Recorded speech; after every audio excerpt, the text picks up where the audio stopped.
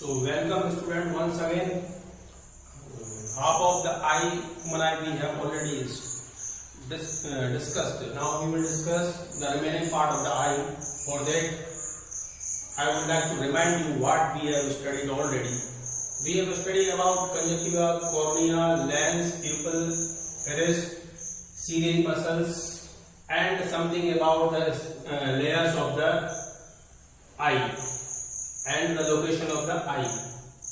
Now some part of this side were left. Now we will discuss about these parts. So we will start from retina. Retina is the innermost layer of the eye. Innermost layer, and this retina is acting like a screen because images are formed on the screen. So retina is made up of two kinds of cells. They are rods and cones. Rods are rod shaped and cones are cone shaped. Rod shaped these rod cells and cone shaped these cone shaped cells. Cone. Rods contains rhodopsin. Rhodopsin is a pigment which helps the eye to see the object in the dim light.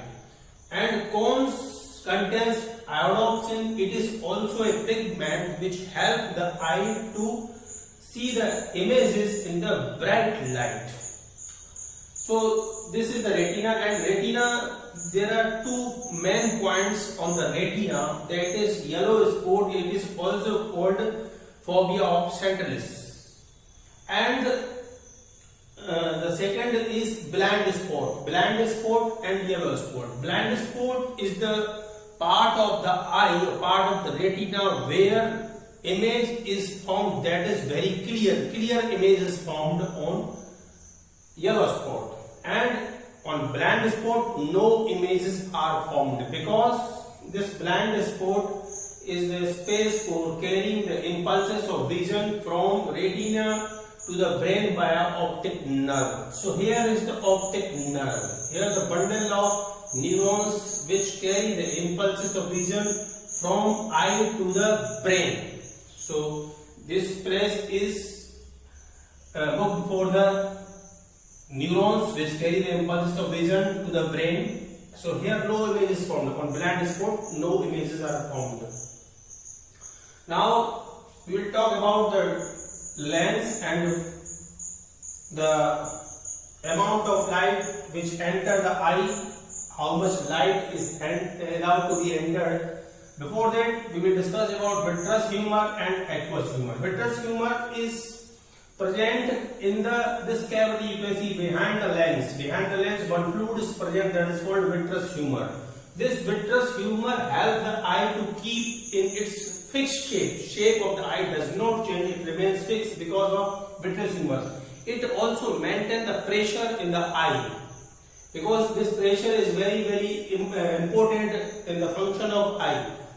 And the impulses which are sent from the lens or the this waves or the light rays which are moving towards the retina, these signals are passing through the vitreous humor. One more fluid is present between this cornea and the lens, that is called aqueous humor. Here is aqueous humor. This is in front of the lens and this is behind the lens. Vitreous humor is behind the lens and aqueous humor is front of the lens. Now this is the pupil. This is the pupil, and this pupil we will understand how this pupil control the amount of light. So this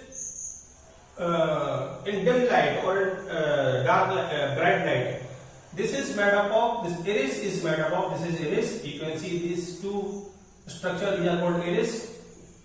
They contract or relax. These are made up of two kinds of muscles. These are called radial muscles and circular muscles. You can see these are radial muscles and the circular muscles. These are circular muscles. And when this radial muscle contracts, this radial muscle will contract and this circular muscle will relax.